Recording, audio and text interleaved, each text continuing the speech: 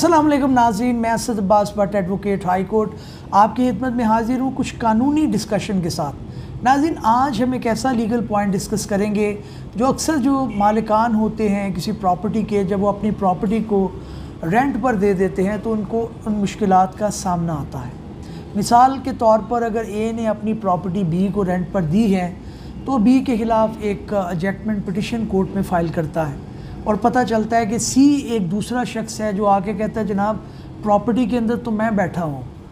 और इसी तरह का एक मामला हुआ, ए ने बी के ख़िलाफ़ केस फाइल किया इस ग्राउंड के ऊपर कि जनाब मैं इस प्रॉपर्टी का मालिक हूँ और ये मेरी सेल डीड है, और बी जो है इसके अंदर बतौर किराएदार बैठा हुआ है। कोर्ट जो है उसके अंदर नॉर्मल जो कोर्ट्स करता है वो जब इसका चेक करना होता है कि जनाब कौन बैठा हुआ है उस जगह के ऊपर, तो कोर्ट एक लोकल कमीशन अपॉइंट करता है। लोकल कमीशन ये होता है कि जनाब वो एसरटेन करेगा, वो जाकर जगह पर मुआयना करेगा और इस चीज़ का तयन करेगा या इस चीज़ की जानकारी करेगा कि जनाब मौके के ऊपर उस प्रॉपर्टी के अंदर कौन बैठा हुआ है।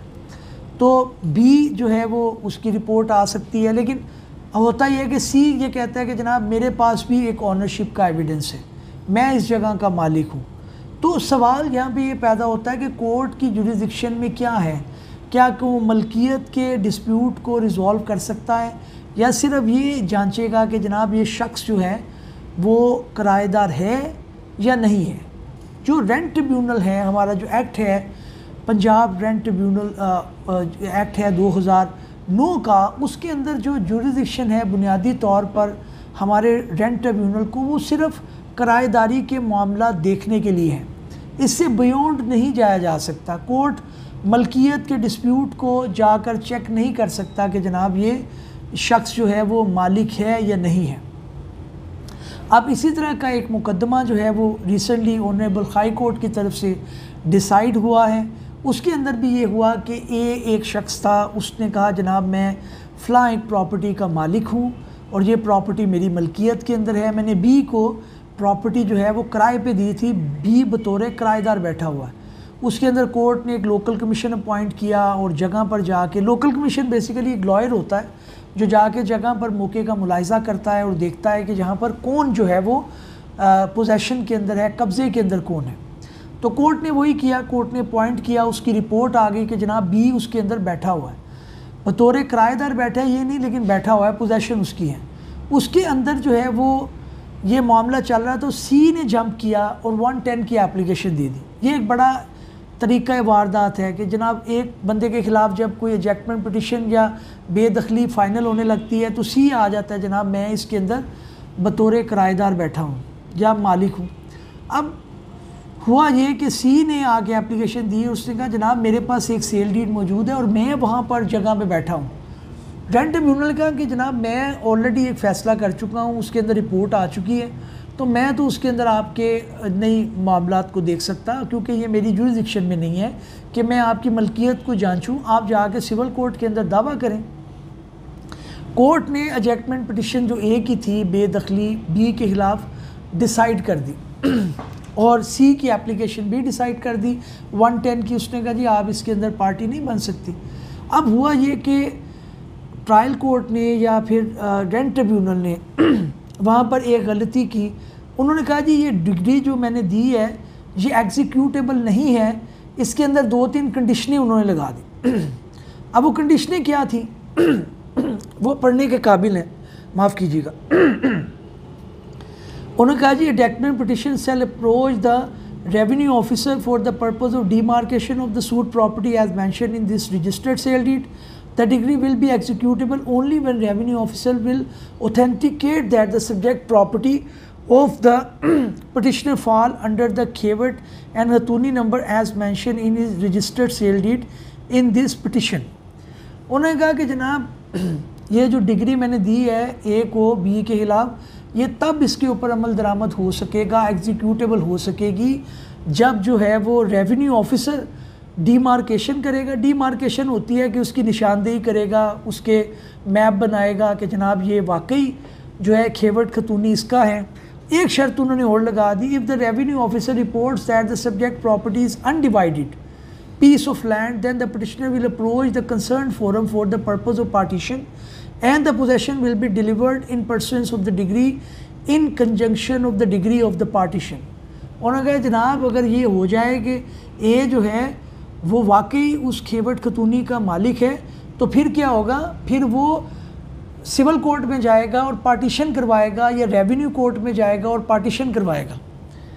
अब पार्टीशन करवाएगा तो ये जो डिग्री ट्रिब्यूनल दे दी है ये उस डिग्री के साथ मिलकर उसको पोजेशन मिलेगा। नंबर तीसरी कंडीशन उन्होंने लगा दी, adjustment petition will also produce building map building plan from LDA, Municipal Commission Authority or District Council Lahore, so that it can be presumed that infrastructure of the plot was built in accordance with the law. तीसरी शर्त उन्होंने और लगा दी कि जनाब adjustment petition will also produce building plan, building plan भी उन्होंने LDA या जहाँ से अप्रूव है वो करेंगे। अब ये तीन शर्त उन्होंने लगा के एडजस्टमेंट पिटिशन तो है वो तो उन्होंने दे दी, लेकिन बड़ा अजीब सा ऑर्डर कर दिया, तीन शर्तें, पहले रेवेन्यू ऑफिसर जो है खेवट खतूनी चेक करे, फिर उसकी जो है वो पार्टीशन हो, फिर उसके बाद उसका साइट प्लान जो है वो प्रोड्यूस किया जाए, फिर डिग्री जाके जो ए को मिली है कि ए ने बी को किराए पे दी थी वो एग्जीक्यूट हो। अब ये तीन कंडीशनें जो हैं वो इसको चैलेंज किया गया एडिशनल डिस्ट्रिक्ट के पास। आपको पता है कि जब ट्रिब्यूनल फैसला देता है तो उसको डिस्ट्रिक्ट कोर्ट में जाके जो है वो अपील की जाती है, और 110 जिसने सी ने फ़ाइल की थी उसने भी अप्लाई कर दिया। उस कोर्ट ने कहा कि जनाब जो कंडीशंस हैं उनको इंटैक्ट रखा, लेकिन उन्होंने कहा कि जो सी है उसकी पिटिशन को उन्होंने उड़ा दिया इस ग्राउंड के ऊपर कि वो सेल डीड जो पेश कर रहा है वो कोई दूसरी सेल डीड है, और जो ए अपनी बयानामा या रजिस्ट्री पेश कर रहा है वो किसी दूसरी प्रॉपर्टी की है। अब दोनों को हाई कोर्ट के अंदर चैलेंज किया गया, और ए ने कहा कि जनाब मुझे जो आपने अंडा दे दिया है उसको तो मैं खा ही नहीं सकता, आपने तीन इतनी लंबी शराइत लगा दी हैं। तो उसके ऊपर ऑनरेबल हाई कोर्ट ने जो है वो ऑर्डर दिया है, वो बड़ा अच्छा है। उसके अंदर उन्होंने लिखा कि जनाब सिर्फ रेंट ट्रिब्यूनल का काम ये है कि रिलेशनशिप ऑफ टेनेंसी और ऑनरशिप जो है टेनेंसी उसको देखे, उसकी मलकियत वगैरह को जांचना पड़तालना वो सिविल कोर्ट का काम है, वो ट्रिब्यूनल का काम है ही नहीं, उनकी जुरिडिक्शन में नहीं है।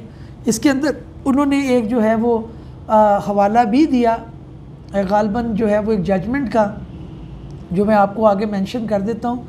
2019 की जजमेंट का भी उन्होंने हवाला दिया, Fariduddin Masood versus additional district जज Bahawalpur and other 2019 SCMR 842 page जो है इसके ऊपर जो ये साइटेशन भी आ चुकी है। उसके अंदर भी उन्होंने कहा है कि जनाब ऑनरशिप को डिसाइड करना काम नहीं है ट्रिब्यूनल का, रेंट ट्रिब्यूनल का काम सिर्फ़ और सिर्फ टेनेंसी देखनी है, मालिक नहीं भी है लेकिन टेनेंसी उसके साथ है तो वो उसके अंदर चलेगा।